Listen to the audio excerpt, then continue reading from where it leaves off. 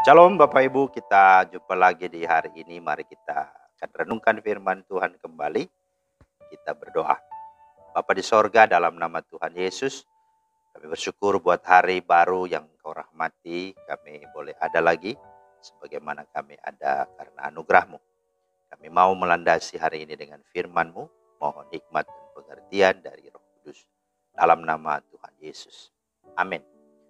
Bapak Ibu, firman Tuhan kita terambil di dalam Lukas 19 ayat 2 dan 3. Di situ ada seorang bernama Zakheus, kepala pemungut cukai, dan ia seorang yang kaya. Ia berusaha untuk melihat orang apakah Yesus itu, tetapi ia tidak berhasil karena orang banyak sebab badannya pendek. Itulah firman Tuhan yang menjadi dasar renungan kita pada hari ini. Tema kita adalah berubahlah, jangan gengsi, jangan menunggu, jangan malu. Nah, saudara, berubah untuk menjadi pribadi yang lebih baik atau setidaknya untuk tidak melakukan dan berbuat kejahatan atau dosa adalah suatu keputusan mutlak prerogatif pribadi seseorang. Bukan karena dikendalikan keadaan, kondisi tertentu, apalagi dipengaruhi oleh orang lain atau teman. Namun apa yang kita pahami secara kenyataan atau realisasinya tidak semudah kita melakukannya. Seakan tentu sesuatu untuk berubah itu membutuhkan hal yang perlu untuk kita perjuangkan. Mungkin kita terlalu gengsi melakukannya. Seakan-akan harga diri kita jatuh dan rendah kalau kita mau berubah. Apalagi kalau memang kita punya status sosial yang tinggi misalnya dari orang lain. Atau juga kita tidak mau berubah dan tidak mau melakukannya oleh karena menunggu orang lain itu dulu yang berubah. Baru saya akan berubah. Apakah itu kaitan dengan istri kita, suami kita, orang tua kita, pemimpin kita, saudara kita, anak-anak kita, atau sahabat kita dan siapapun dia. Nah, kalau memahaminya seperti ini, kapan dia bisa berubah dan kapan kita juga berubah. Bahkan juga ada kadang untuk berubah kita selalu sudah status quo, artinya sudah apatis, merasa kita sudah tidak bisa lagi. Kita minder, kita rendah diri dengan berkata, saya sudah begini. Saya tak dapat melakukan segala sesuatu dengan benar. Saya memang orangnya, tipenya begini. Saya sudah nggak bisa lagi berubah. Saya sudah tidak pernah, tidak akan bisa berubah. Nah, apapun alasannya saudara, suka tidak suka, terima tidak terima, perubahan untuk menjadi pribadi yang lebih baik sesungguhnya itu tidak datang tiba-tiba. Itu harus diusahakan, diperjuangkan dan dibangun. Dan itu harus dimulai dari pertama, kesadaran.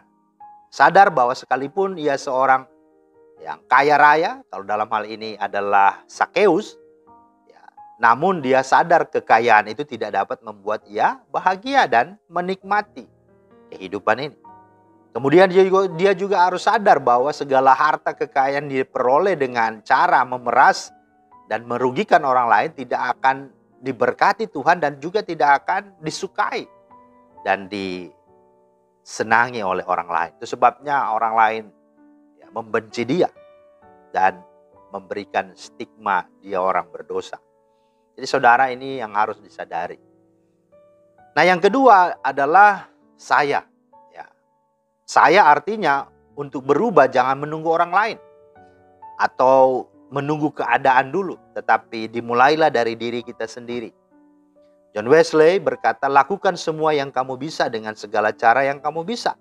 Di semua tempat yang kamu bisa, setiap saat kamu bisa. Untuk semua orang yang kamu bisa, selama kamu bisa.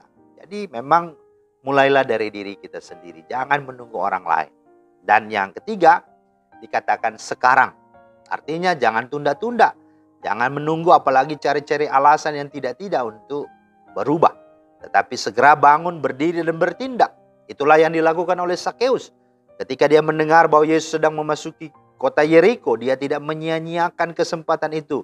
Meskipun badannya pendek dan meskipun banyak orang tidak memberi dia jalan dan juga tidak menyukainya. Itu semua tidak menjadi alasan bagi Zakheus untuk tidak bertemu Yesus.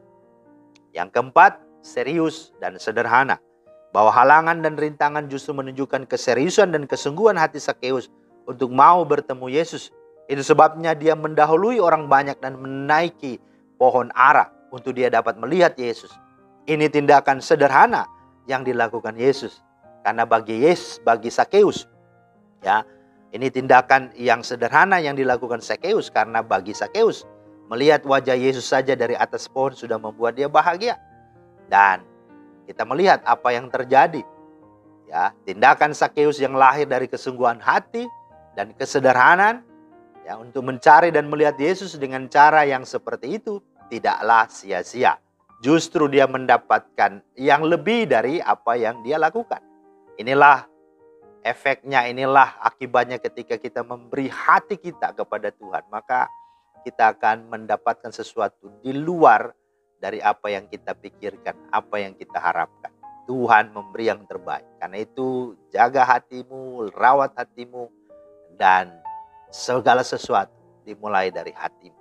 Dan kita lihat Yesus akhirnya mengajak dia turun dari pohon dan menumpang di rumahnya. Dan dikatakan ini merupakan satu berkat bagi Sakeus. Ya, mungkin berkat ini tidaklah dalam arti kita harus pergi naik pohon kemudian ketemu Yesus, tidak. Tapi ini bentuk-bentuk dalam arti mari kita mencari, mari kita berupaya untuk bertemu dengan dia dalam doa, dalam ibadah. Dan sebagaimana Yeremia 29:12-14 berkata, dan apabila kamu berseru dan datang untuk berdoa kepadaku, maka aku akan mendengarkan kamu. Apabila kamu mencari aku, kamu akan menemukan aku. Apabila kamu menanyakan aku dengan segenap hati, aku akan memberi kamu menemukan aku. Demikianlah firman Tuhan, dan aku akan memulihkan keadaan. Jadi mari seperti itu juga kita untuk mencari dan untuk sungguh-sungguh datang pada Tuhan. Dan yang kelima, syukur. Dengan Sakeus mendapat kunjungan spesial dari Tuhan, terlebih lagi karena dia mendapatkan keselamatan oleh Tuhan Yesus Kristus, maka terjadi perubahan besar, metanoia 180 derajat dalam hidup Sakeus. Yaitu Sakeus mengucap syukur dengan ia telah diselamatkan karena Tuhan. Dia merasa dirinya tidak layak, tapi Tuhan melayakkan dia. Karena sesungguhnya dialah adalah anak Abraham juga, katanya. Yang kedua, Sakeus mengakui siapa dirinya di hadapan Tuhan. Yang ketiga, Sakeus mengembalikan 4 kali lipat uang dari setiap orang yang pernah ia peras. Dan yang keempat, Sakeus menyumbangkan setengah dari miliknya untuk dia berikan kepada orang-orang miskin. Inilah ciri tanda orang-orang yang sungguh mengalami perubahan hidup. Dan perubahan itu dimulai dengan kesadaran, dengan diri kita sendiri, dimulai dari sekarang.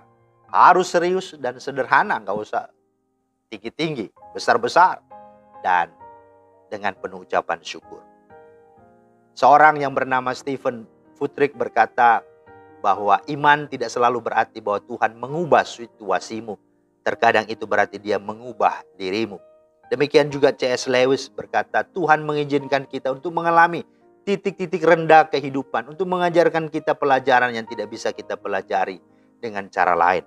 Dan A.W. Tozer juga mengatakan kita tidak perlu berteriak melintasi ruang untuk menemukan Tuhan. Dia lebih dekat dari jiwa kita sendiri, lebih dekat dari pikiran kita yang paling rahasia. Karena itu mari berubahlah, jangan gengsi, jangan menunggu, dan jangan malu. Kiranya Tuhan menolong dan memberkati kita. Amin. Terima kasih Tuhan atas firman-Mu.